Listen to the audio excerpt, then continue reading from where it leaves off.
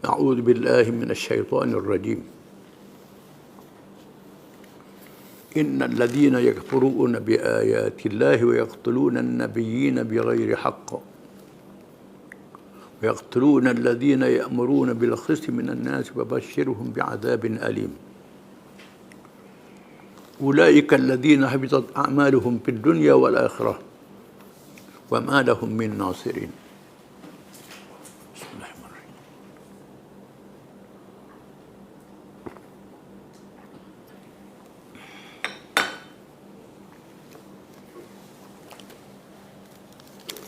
Maksudnya, sesungguhnya orang-orang yang kufur ingkar akan ayat-ayat keterangan Allah dan membunuh nabi-nabi dengan jalan yang tidak benar,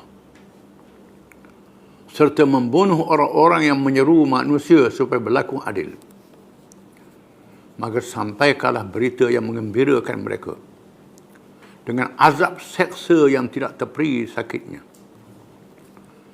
Mereka itulah orang-orang yang telah rosak amal perbuatannya di dunia dan di akhirat. Dan mereka tidak akan memperoleh sesiapa pun yang dapat memberikan pertolongan.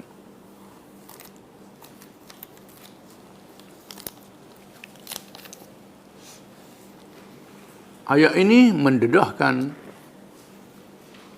golongan disebut al-maghdubi alaihim, mereka yang diberkahi oleh Allah, yang kita baca dalam surah Al-Fatihah. Manusia yang ada tiga golongan. Alladzina an'amta alaihim, orang-orang yang Tuhan beri nikmat ke atas mereka, iaitulah nabi-nabi, siddiqin, syuhada, dan orang yang soleh. Al-maghdub alaihim, mereka yang diberkahi, ad-dhalin, yang sesat. Yang diberkahi ini ialah mereka yang tahu berkenaan dengan Islam, berkenaan Nabi Muhammad sallallahu alaihi wasallam, disebut dalam kitab suci mereka, diberitahu oleh ulama-ulama mereka. Ulama mereka pun beritahu akan zahir Nabi akhir zaman dengan sifat-sifat, dengan nama-nama dan sifat para sahabat radhiyallahu anhum. Beritahu pada mereka. Bila Nabi datang, mereka lawan Nabi SAW, menentang Islam, menentang orang Islam. Bukan sekadar itu, Allah Ta'ala mendedahkan perangai mereka di zaman dahulu. Belum datang Nabi Muhammad SAW, mereka sudah jahat, sudah zalim. Innal ladhina yakfuruna bi ayatillah, sesungguhnya mereka yang kufur terhadap ayat Allah,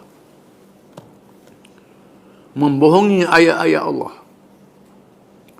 sama ada ayat-ayat yang dilihat ataupun ayat-ayat yang dibaca. Yang dilihat ialah tanda-tanda kejadian langit dan bumi, menjadi dalil kekuasaan Allah. Di mana orang Yahudi dia percaya pada Allah, percaya ciptaan Allah, tapi mereka lawan Allah. Ayat-ayat yang dilihat dengan mata kasar, mukjizat Nabi-Nabi, mukjizat Nabi Musa AS,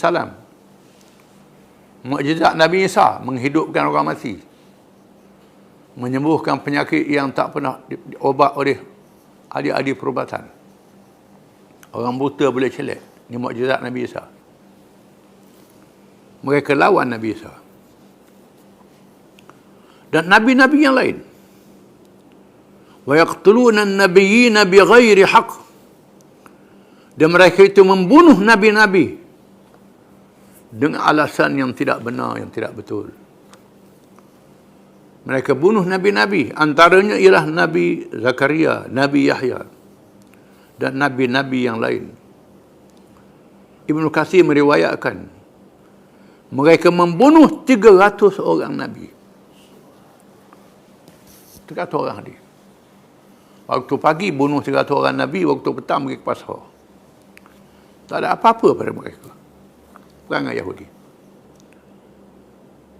Qul lam ya'tikum rasulun bima la tahwa anfusukum istakbartum. Fa fariqan kadzabtum wa fariqan taqtulun. Dalam surah Al-Baqarah. Setiap kali datang rasul kepada mereka yang tak sesuai dengan hawa nafsu mereka, sebagian rasul mereka bohongi dan sebahagian lagi mereka bunuh rasul-rasul ini. Nabi Zakaria dia belah dengan gergaji. Belah dengan gaji. Nabi Yahya dia sembelih, dipancung kepala. Dan nabi-nabi yang lain dibunuh oleh orang-orang Yahudi. Ini perangai orang Yahudi. Mereka tahu itu nabi-nabi Allah. Nabi Yahya menghalang Raja Herodos berkahwin dengan anak tiri dia. Dia nakkan anak tiri dia. Anak tiri dia lawa. Mak tiri ni pula nak suruh raja kahwin dengan anak-anak dia. Satu hal, mak tiri ni nak ke raja lah, tak apalah raja nak ke anak dia pun. Sanggup. Dipanggil Nabi Yahya. Nabi Yahya kata tidak halal padamu. Lalu Nabi Yahya dipancung lehernya. Cari Nabi Zakaria. Nabi Zakaria bersembunyi dalam batang kayu. Lalu iblis beritahu Nabi Zakaria duduk dalam batang kayu. Dia gaji batang kayu. Belah dengan Nabi Yahya sekali. Nabi Isa nak dibunuh. Allah Ta'ala angkat ke langit. Selamatkan Nabi Isa. Disebut dalam hadis yang sahih, Nabi Isa akan turun di akhir zaman dan membunuh Dajjal, pemimpin Yahudi di akhir zaman, Al-Masih. Di mana rabai-rabai Yahudi, pendeta dia percaya orang Yahudi akan menguasai dunia. Dengan munculnya Al-Masih. Al-Masihud Dajjal. Al-Masih pembohong. Allah Ta'ala, Nabi sebut, Nabi Isa akan bunuh. Membuktikan kebenaran Nabi Isa dan pemimpin Yahudi itu dibunuh oleh Nabi Isa. Orang lain tak boleh bunuh. Nabi sebut hadis yang sahih. Dan di masa itu, orang Yahudi akan dikuburkan kerana jenayah mereka membunuh Nabi-Nabi alaihi wassalatu wassalam. Jadi hari ini, orang Yahudi dikumpulkan balik ramai-ramai ke Palestin. Berhijrah dari Eropah, dari Amerika, dari Afrika, pakat balik mereka. Balik masa apa? Untuk dikuburkan di situ. Bukan untuk berkuasa, tidak. Untuk dikubur. Dengan sebab itu, satu mazhab ortodok Yahudi, Naturi Karta, menyatakan bahawa penubuhan negara Israel ini adalah haram, menjadi bencana pada orang Yahudi. Dia pun tahu. Kalangan Yahudi ortodok percaya penubuhan negara Israel ini akan menamatkan bangsa Yahudi dalam sejarah manusia. Jadi hari ini dia kumpul ramai-ramai dari situ balik. Yang masalahnya orang Arab buat normalisasi. Bodoh. Arab ni tak baca Quran, tak baca hadis. Arab bebal lah ni. Arab yang kaya-raya ni tak mengaji dah agama. Jadi setengah orang kita yang bukan Arab ni ada nak ikut dia juga. Itu bahaya. Sebenarnya mereka kembali situ untuk dihukum di akhir zaman. Ini akan berlaku. Tiba masanya Yahudi akan dihapuskan. Yaqtuluna alladhina ya'muruna bil qisti minan nas. Dan mereka membunuh pendakwah-pendakwah dan ulama-ulama. Ulama-ulama, pendakwah-pendakwah dibunuh. Kerana ulama-ulama yang menegur kemungkaran berlaku. Dibunuhnya ulama-ulama ini. Dibunuh ulama-ulama ini. Orang Arab pun ada juga hari ni, ikut Yahudi ni. Takak Imam Masjid Mekah. Imam Masjid Mekah ada berapa orang ditahan. Banyak ulama-ulama yang ditahan hari ni kerana menegur. Mengkritik kerana mengadakan hubungan normalisasi dengan Israel. Ulama-ulama ditahan. Inilah Nabi kata, umat aku akan terpengaruh Yahudi di akhir zaman. la tattabi'una sunnata alladziina min qablikum shibran bi shibrin wa dhira'an bi dhira' hatta la saliku duhda la salaktumuh. Umat aku, kata Nabi, akan terpengaruh Yahudi, senyeka demi senyeka, sehasta demi sehasta. Sehingga Yahudi masuk dalam lubang biawak, masuk sama. Qaulul Yahud wa Nasara ya Rasulullah. Sahabat tanya Yahudi dan Nasara ya Rasulullah, kau ada paman, siapa lagi? Memanglah orang Arab yang kaya hari ini sudah leka, terpengaruh dengan Yahudi, terpengaruh. Akan menerima akibatnya. Jaga-jaga, ini adalah fitnah akhir zaman. Fitnah akhir zaman, bencana di akhir zaman akan berlaku.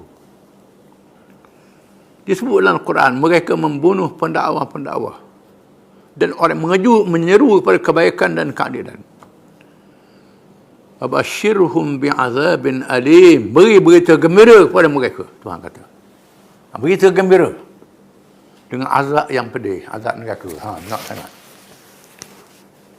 Mereka akan terima azab yang pedih, yang menghinakan mereka, yang berhak kerana mereka mengkufurkan ayat Allah, membunuh nabi-nabi dan membunuh ulama-ulama, pendakwah-pendakwah yang mengajak pada agama Allah. Terima akibatnya. Ulaika alladzina habitat a'maluhum fid dunya wal akhirah wa ma lahum min nasirin.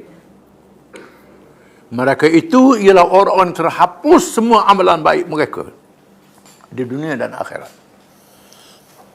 Walaupun buat kebajikan berjuta-juta, bilion, triliun buat kebajikan, tolong orang sana sini melalui pertubuhan kebajikan, bantu sana bantu sini, kononnya tunjuk baik. Semua amalan ditolak oleh Allah Ta'ala dengan sebab kekufuran. Tak ada iman. Dunia tak ada berkat, akhirat neraka. Wa ma lahum min nasirin, tak ada penolong bagi mereka. Tak dapat syafaat Nabi, tak dapat pertolongan daripada Allah pada hari kiamat. Masuk neraka lah mereka itu. Na'udzubillah min dzalik. Wallahu a'lam.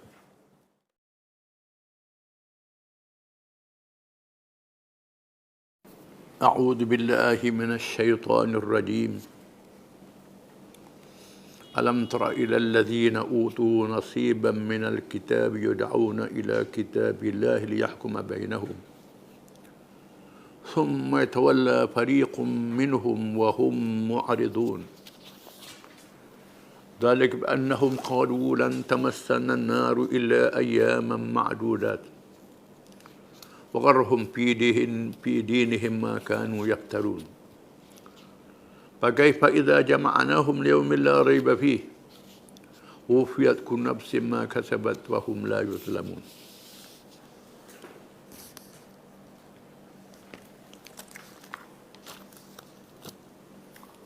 Maksudnya, tidakkah engkau pelik memikirkan wahai Muhammad sallallahu alaihi wasallam terhadap sikap orang-orang yang telah diberikan sebahagian dari kitab, yakni Taurat. Mereka diseru pada kitab Allah supaya kitab itu dijadikan hakim mengenai perkara yang timbul di antara mereka. Alih-alih satu puak dari mereka berpaling engkar sambil menolak seruan dan hukum kitab Allah itu.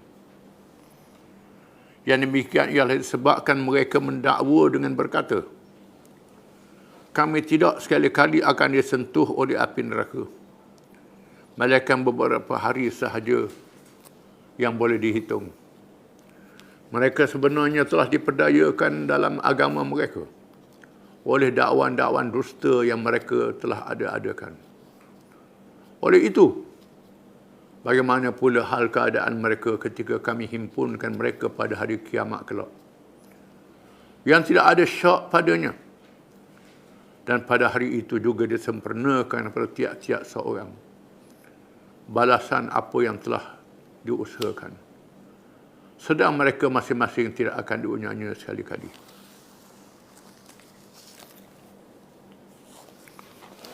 Ayat ini masih lagi mendedahkan keburukan dan bencana yang ditimpa terhadap golongan ahli kitab. Khususnya al-maghdubi alaihim. Golongan Yahudi, khususnya ulama-ulama mereka yang sangat dimurkai oleh Allah. Kerana mereka punya kitab Taurah yang diwahyukan. Termasuk juga padri Kristian, sama saja. Yang baca kitab Allah, tapi tak ikut kitab Allah. Bahkan termasuk juga ulama-ulama Islam yang baca Quran. Tak ikut kitab Allah Quran. Terima nasib yang sama. Mereka ini mempermainkan kitab-kitab Allah. Khususnya orang-orang Yahudi yang hidup di zaman Nabi SAW, menyaksikan Nabi SAW mendirikan kerajaan di Madinah. Mereka melihat syariat Allah dilaksanakan. Hukum Allah diamalkan. Mereka menyaksikan tanda-tanda yang ada pada tubuh Nabi SAW itu seorang Rasul yang benar. Seperti dijanjikan dalam kitab mereka, diberitahu oleh ulama-ulama mereka. Bahkan orang Madinah, Aus dan Khazraj yang masuk Islam, diberi gelangan Ansar, mendapat berita awal daripada orang Yahudi tentang zahir Nabi akhir zaman. Mengaji dengan orang Yahudi di Madinah. Bila orang Ansar pergi ke Mekah, menunaikan haji, mengikut adat zaman jahiliah, menghiraukan syariat Nabi Ibrahim AS, walaupun mereka dalam jahiliah. Bila bertemu dengan Nabi, Nabi ajak masuk Islam. Mereka dapati tanda-tanda serupa dengan diberitahu oleh orang Yahudi. Menyebabkan Aus dan Khazraj masuk Islam. Tetapi orang Yahudi yang beritahu itu tak masuk Islam. Hanya segelintir saja masuk Islam. Kerana apa? Kerana mengejar dunia. Mengejar kemewahan dunia. Kerana ikut Nabi ni susah.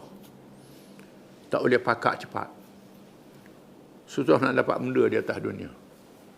Itu ujian daripada Allah. Kemudian Allah Ta'ala buktikan hukum-hukum yang ada dalam Quran. Sama yang ada dalam Taurah. Antara hukum jinayah, hukum hudud. Hudud yang berkait dengan orang yang berzina, berkait orang bunuh orang. Hukum qisas, banyak persamaan antara Taurah dengan Quran. Mereka saksikan. Mereka menerima bila Nabi duduk di Madinah, tak tahan nak lawan, mereka tunduk bahawa kerajaan Islam. Libat dalam perjanjian piagam Madinah yang terkenal. Mereka saksikan sendiri. Bila Allah memberi pilihan kepada mereka, hukum mereka pilih. Nak pilih agama mereka ke, nak pilih Islam? Berlaku jenayah. Di zaman dahulu, dalam masalah zina, oleh kerana yang berzina ni banyak orang besar, orang bangsawan, orang kaya. Mereka ubah kitab Allah, tinggal hukum hudud, hukum rejam, hukum sebat. Dalam kitab Taurah yang sama dengan Quran itu, dipindah pada hukum lain, hukum yang ringan. Hukum disapu dengan arang di muka, dirarak dengan orang ramai. Bila berlaku kes ni di zaman Nabi SAW, lalu mereka nak cuba Nabi. Nabi hukum macam mana? Tiba-tiba mereka kata, Nabi kata, buka kitab Taurah. Bila buka kitab Taurah, sama apa yang ada dalam Quran. Ini menandakan mereka sendiri tak ikut kitab Allah Ta'ala. Buktikan Quran kitab Allah, macam Taurah kitab Allah. Samalah dalam Quran, ada kisah Nabi-Nabi Bani Israel, kisah Nabi Yusuf, kisah Nabi Musa ada dalam Quran. Orang Yahudi tahu. Paling banyak saya dalam Quran ni, kisah Bani Israel. Kisah Nabi-Nabi Bani Israel. Ya Bani Israel, ya Bani Israel. Banyak dalam Quran. Patutnya mereka dulu dah masuk Islam. Malangnya mereka tak masuk Islam kerana mengejar dunia. Mereka jahat membunuh Nabi-Nabi alaihimussalatu wassalam. Kita baca ayat minggu lepas. Membunuh ulama-ulama yang menasihati dan membetulkan mereka. Ulama-ulama dibunuhnya. Tuhan berfirman, Alam ta'alladzina utu nasiban minal kitab yud'auna ila kitabil liyahkuma bainahum summa tawalla fariqum minhum wa hum mu'ridun. Adakah kamu tidak merasa hairan wahai Muhammad SAW bila kamu melihat satu golongan yang ramai di kalangan ahli kitab yang Tuhan beri kepada mereka kitab Allah, diajak pada kitab Allah, kitab yang sama, supaya menghukum di kalangan mereka dengan hukum Allah Ta'ala, ikut Nabi Muhammad SAW. Macam mereka pernah ikut Nabi Musa dahulu, Nabi-Nabi Bani Israel, ikut Nabi Muhammad pula, ikut hukum-hukum dia. Hukum yang dibawa adalah hukum Allah. Summa tawalla fariqum minhum wa hum mu'ridun. Kemudian sebahagian daripada mereka berpaling, tak mau ikut, melawan hukum Allah Ta'ala, pindah hukum Allah Ta'ala, buat hukum lain. Begitulah juga kalau kita orang Islam ni ikut perangai macam orang Yahudi juga. Ada hukum Allah dalam Al-Quran, pakai hukum lain, menganggap hukum sama ada hukum politik, ekonomi, sosial dan sebagainya yang sudah ada dalam Al-Quran, pilih hukum lain, guna akal. Ada petunjuk Allah Ta'ala, buat petunjuk sendiri. Jawab dia sesat. Terima bencana dunia dan akhirat. Akan punah ganah. Allah Ta'ala sangat murka. Apa lagi dia dedahkan pula, zalika bi'annahum qalu lan tamassana naru ila ayyaman ma'dudat. Disebabkan juga mereka berkata, kita tidak disentuh oleh api neraka melainkan beberapa hari sahaja. Mempermain-mainkan ayat Allah Ta'ala. Kalau masuk neraka pun sekejap je kata dia, 40 hari je. Iaitulah masa mereka menyembah lembu di zaman Nabi Musa AS. 40 hari Tuhan hukum mereka. Hukum pun berat. Mereka diperintah bunuh sama sendiri. Sangat berat. Itu hukum dunia, belum hukum akhirat. Allah Ta'ala ampun setelah mereka bunuh sama sendiri. Hukuman daripada Allah. Ini cerita lain pula. Ini bukan cerita dunia. Ini cerita akhirat. Cerita akhirat jawab dia neraka. Selama-lama dalam neraka kalau kafir. Mereka berkata, kita masuk neraka beberapa hari sahaja. وَغَرَّهُمْ فِي دِينِهِمْ مَا كَانُوا يَفْتَرُونَ. Mereka godakan diri mereka sendiri dengan menggunakan agama. Apa yang mereka ada-adakan secara bohong, secara dusta. Mereka buat bohong, buat dusta, menimpa diri mereka sendiri. Tuhan bertanya, فَكَيْفَ إِذَا جَمَعْنَهُمْ لِيَوْمٍ لَا رَيْبَ فِيهِ. Bagaimana keadaan mereka pada hari kami himpunkan mereka pada mahsyar pada hari kiamat.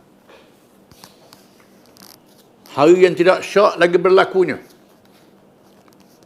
Hari akhirat. Dihidupkan semula manusia. Dibicarakan di hadapan Allah. Bagaimana keadaan mereka. Malaikat menjadi saksi. Tubuh mereka menjadi saksi. Dia dedahkan kejahatan hati dan jasad amalan. Dia dedah di Allah.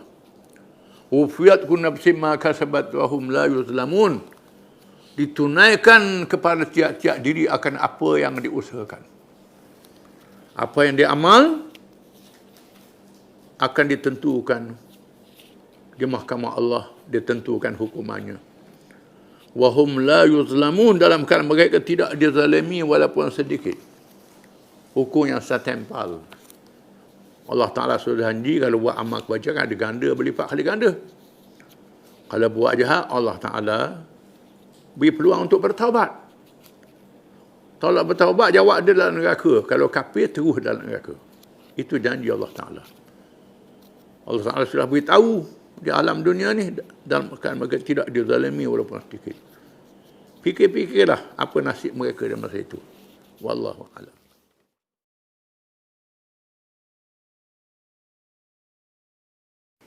A'udzu billahi minasy syaithanir rajim.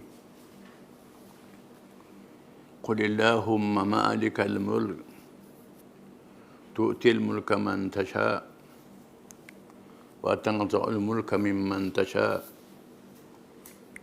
wa ta'izzu man tasha wa tudhillu man tasha biyadikal khairu innaka ala kulli syai'in qadir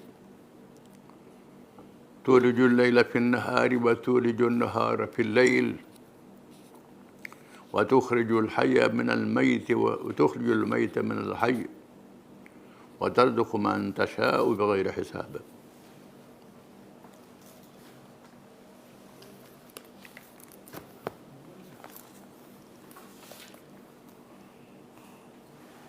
Katakanlah wahai Muhammad SAW,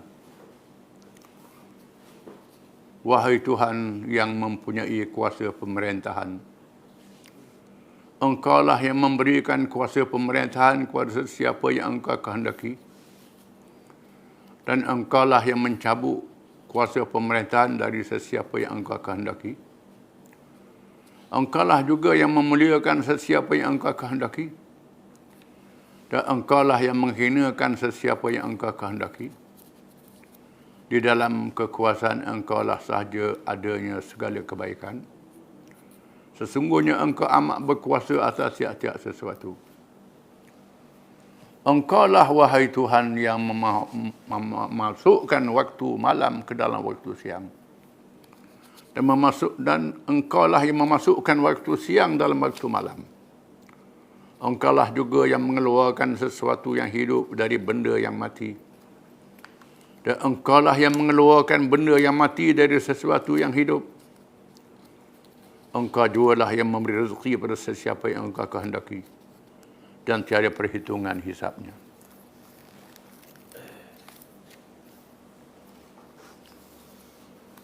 Mengikut para ulama, ayat ini ada sebab nuzulnya, sebab turun ayat ini.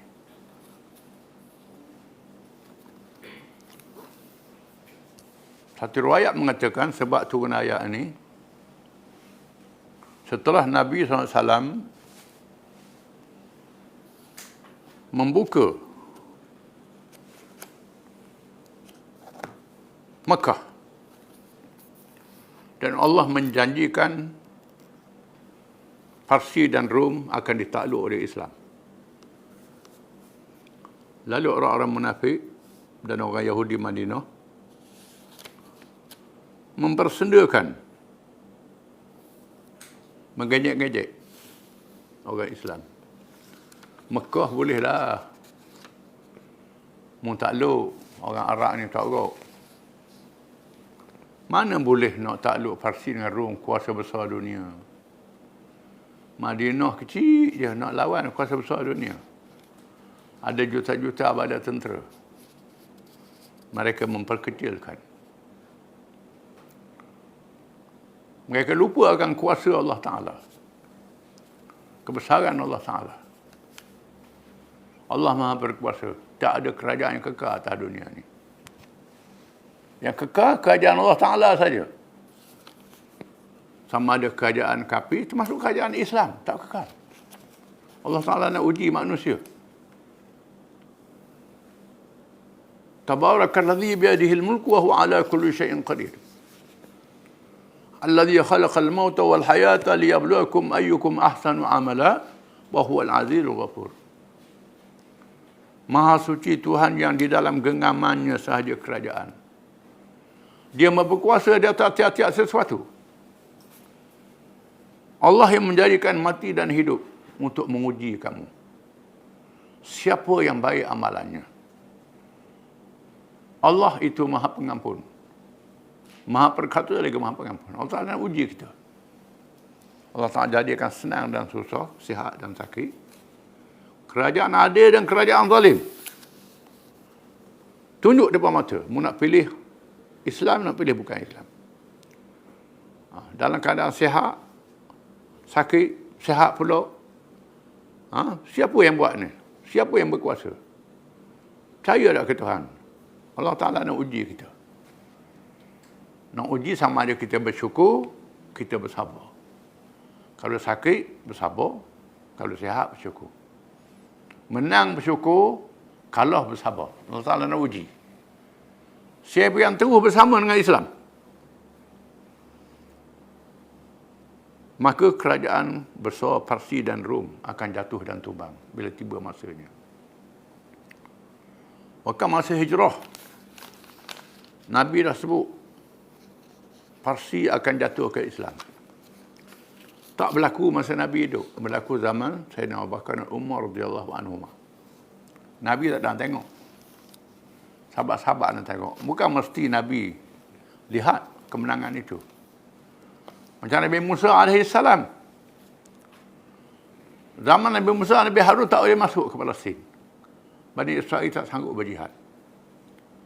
Lepas Nabi Musa, Nabi Harun wafat, barulah Bani Israel masuk ke Palestin. Yusha' bin Nun memimpin Bani Israel masuk ke Palestin.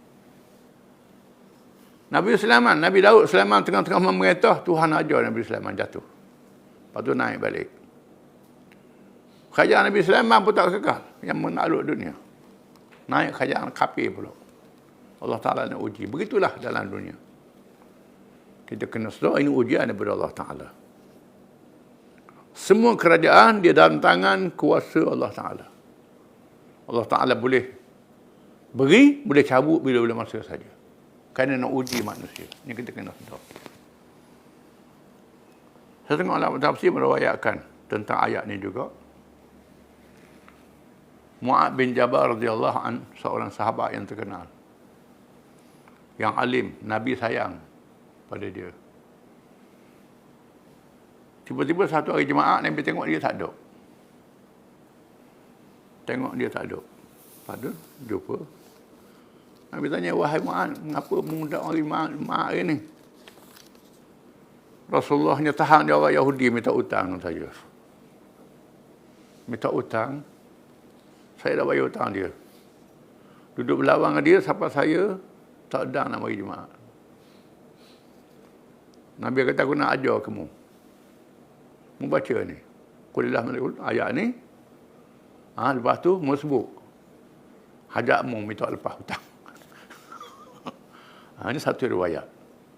Jadi ulama mengatakan ayat ni termasuk Ismullahil Azam. Nama Allah yang besar. Kalau ada apa-apa hajat, baca ayat ni, lepas tu berdoa. Ini ada kelebihan ayat ni. Ayat yang sangat pendek, memberi makna yang sangat besar. Duk cari ilmu-ilmu payah sangat. Padahal mudah je. Dalam Quran duduk wirid sama. Tapi kita tak tahu kelebihan ayat ni. Qulillahumma malikal, katakanlah wahai Muhammad, Allahumma malikal, ya Allah ya Tuhanku, Engkau yang memiliki segala sesuatu, termasuk kerajaan yang ada di atas dunia. Kerajaan yang besar, kerajaan yang kecil, semua di bawah Allah Ta'ala, bawah kuasa dia. Engkau yang memiliki kerajaan. Tu'til mulka man tasha', engkau beri kerajaan pada siapa yang engkau kehendaki. Wa tanzu'ul mulka mimman tasha', dan engkau cabut kerajaan pada siapa yang engkau kehendaki. Jangan kita berasa, kerajaan ni akan kekal, tak jatuh sampai bila-bila. Tak usah sampai dia. Kalau seorang berkuasa macam dia berkuasa, tak sampai bila-bila. Ini, dia tak sedar kekuasaan itu daripada Allah Ta'ala. Allah Ta'ala boleh cabut bila-bila masa saja. Sebab tu ayat ni diwiridkan lepas semayang. Ayat sangat besar makna dia. Wa ta'izzu man tasha', engkau memuliakan sesiapa engkau kehendaki. Wa tudillu man tasha', dan engkau jadikan hina sesiapa yang engkau kehendaki. Sayyidina Umar bin Khattab radhiyallahu an, bila pergi ke Palestin, bila tentera Islam masuk ke Baitul Maqdis, zaman Sayyidina Umar, Abu Ubaidah Amir bin Jarrah jadi panglima tentera Islam, mengalahkan Rom. Setelah tentera Rom dikalahkan, Abu Ubaidah jadi panglima. Abu Ubaidah ni bijak, Khalid bin Walid panglima tentera. Abu Ubaidah ni panglima tertinggi dan pentadbir. Padri Baitul Maqdis. minta nak berunding dengan Sayyidina Umar sendiri. Nak suruh kunci Baitul Maqdis ni. Sayyidina Umar sendiri. Ubaidah atau Khalid Walid, tubuh besar. Khalid Walid ni tubuh besar, macam Sayyidina Umar juga. Tok keliru lah tu Khalid Walid. Dia duduk di atas kota tengok Khalid, tengok nak bukan. Dia kaji aku lain bukan Sayyidina Umar. Aku tahu dah. Aku tahu dah. Aku baca dalam kitab aku. Orang ni macam mana sifat dia. Akhirnya Abu Ubaidah tulis surat Sayyidina Umar. Sayyidina Umar pun marilah. Mari ke Baitul Maqdis. Kemudian Madinah. Siapa dia buat tengok baju ada tapung baju pula. Ketua negara baju tapung. Dia tengok berapa tapung dia tengok gini. Ya sungguh. Ya sungguh. Barulah dia benar masuk surah kunci. Sayyidina Umar pun masuk Baitul Maqdis. Melawat gereja Baitul Laham. Masjid Aqsa masa itu tempat buang sampah. Gereja Baitul Laham. Tanya dekat mana tapuk Masjid Aqsa. Tunjuk tapuk. Tu buat semula Masjid Aqsa. Masuk ke gereja, masuk waktu semayang. Saya nak kata nak semayang mana? Dia kata semayang sini ya, semayang dalam gereja. Saya kata la yang bagi Umar an yusalli fi hadzal makan. Fasalla yaqulu an-nas salla Umar fi hadzal makan wa yabnuna fiha masjidan. Sayyidina Umar kata tak boleh Umar semayang sini. Nanti satu hari nanti orang akan kata Umar pernah semayang sini. Nanti orang buat gereja orang buat masjid sini. Semayang luar. Sayyidina Umar pun semayang luar. Memang betul lah. Lepas tu orang buat masjid. Pak Sayyidina Umar semayang tu ada masjid. Sampai sekarang berefek dengan gereja. Sampai sekarang ada. Jadi masa tu Islam sudah menang. Dia Padri ni dia mazhab lain dengan Rom. Rom Timur mazhab Ortodok juga, dia Ortodok lain. Dia Kristian dengan Kristian ni dia baloh. Dia berperang pun. Memanglah dia tak reda Rom ni takluk. Kerana zalim. Bila orang Islam mari, dia terima orang Islam mereka dan buat perjanjian. Sayyidina Umar kata tak orang buat gereja mu. Ada perjanjian, tak orang buat gereja. Mu dengan ibadatmu, caramu. Hidup buat kerajaan Islam. Orang Islam bayar zakat, mu bayar cukai. Jizyah. Ada perjanjian. Perjanjian Umar kenal perjanjian itu. Perjanjian jadi asas pemerintahan masyarakat majmuk yang Nabi ajar. Sayyidina Umar teruskan. Dan Sayyidina Umar kata ke orang Islam, nahnu qaumun azzanallahu bil Islam. Famahma nabtaghi bighairi ma azzanallah adallanallah. Kita adalah umat yang diberi kemuliaan, keperkasaan oleh Allah dengan Islam. Sekiranya kita cari lain pada Islam, kita akan jadi hina. Kalau cari lain pada Islam, hina. Memang betul lah. Orang Arab dia beri kemuliaan dengan Islam. Bila orang Arab tinggal Islam, pegang kebangsaan. Kebangsaan lebih daripada Islam lagi. Tak salah kebangsaan, bukan salah. Tapi Islam kena dulu. Islam menyelamatkan bangsa. Tegakkan Islam, bangsa selamat. Kalau bangsa saja Islam buah belakang, bangsa itu tak selamat. Jadi kena selamatkan dengan Islam. Di sinilah.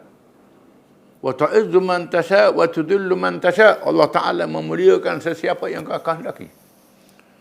Dan Allah Taala hina sesiapa yang kau kehendaki. Tuhan kata wa in tatawallaw yastabdil qauman ghayrakum thumma la yakunu amsalakum. Jika sekiranya kamu orang Arab berpaling daripada perjuangan menegakkan Islam, Tuhan tukar kaum lain berkamu. Kaum lain yang terima Islam. Orang Arab tak dah. Maka berlakulah orang Kurdis, orang Turki, orang Arab tak memimpin lagi. Bila Baitul Maqdis ditakluk oleh salib, 100 tahun tentera Salib takluk Baitul Maqdis. Siapa dia yang bebas balik? Salahuddin Al-Ayyubi. Salahuddin ni orang apa? Orang Arab bukan? Orang Kurdis. Salahuddin ni seorang pemimpin raja Kurdis yang memimpin dunia Islam berperang, bebaskan Baitul Maqdis. Sebab itulah orang putih ni dendam kepada orang Kurdis ni tak beri negara sampai hari ni. Dalam pembayaran saya sebiku, orang Arab ada negara, Iraqnya macam-macam. Orang Kurdis dia tak bagi negara. Kurdis satu kaum Islam, mazhab Syafi'i macam orang Melayu juga. Berzanji tu, orang duk zangi tu, berzanji ni orang alim, berzanji. Nama dia tulis puji Nabi.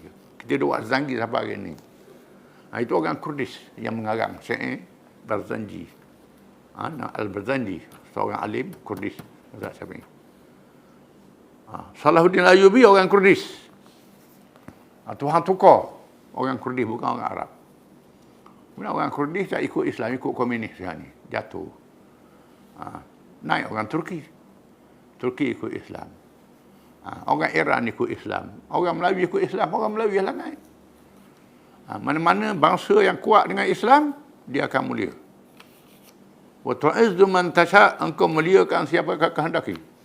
Wa tudillu man tasha', engkau hina siapa yang kau kehendaki. Biadikal khair, di dalam kekuasaanmu sahaja kebaikan, wahai Tuhan. Innaka ala kulli syai'in qadir, engkau maha berkuasa di atas tiap-tiap sesuatu. Tulijul laila fin nahar, engkau memasukkan malam dalam siang. Walau tu nahar peril, akan masukkan siang dalam malam. Kita tengok waktu semayang kan, kadang-kadang awal, kadang-kadang akhir. Kadang-kadang panjang malam, kadang-kadang panjang siang waktu ni. Jadi Tuhan masukkan siang dalam malam, malam dalam siang. Peredaran matahari. Ini kuasa Allah Ta'ala. Wa tukhrijul hayya minal mayyit, engkau keluarkan yang hidup dari yang mati. Daripada makanan, daripada tanah. Tanaman daripada tanah, macam-macam baju, tanaman kita makan jadi air mani, jadi manusia. Tuhan keluarkan yang hidup daripada yang mati. Daripada benda yang tak ada apa, kering, jadi makhluk yang hidup. Kemudian daripada yang mati dia yang hidup. Wa tukhrijul mayyita minal hayy, dikeluarkan yang mati dia hidup mati. Wa tarzuqu man tasha'u bighairi hisab, dan engkau beri rezeki pada siapa yang kehendaki. Engkau kehendaki tidak terhingga hisab. Rezeki Tuhan tentukan. Manusia bekerja dan berikhtiar. Tuhan tentukan. Tuhan menentukan rezeki. Manusia kena kerja, kena ikhtiar. Kalau kita duduk congot, suruh Tuhan buat ibrah, jadi Tuhan pula jadi hamba kita pula. Kena fahamlah, kita ni hamba Tuhan kan. Kita bekerja, berikhtiar, doa kepada Allah Ta'ala. Jadi doanya, Qulillahumma malik, sehingga bighairi hisab.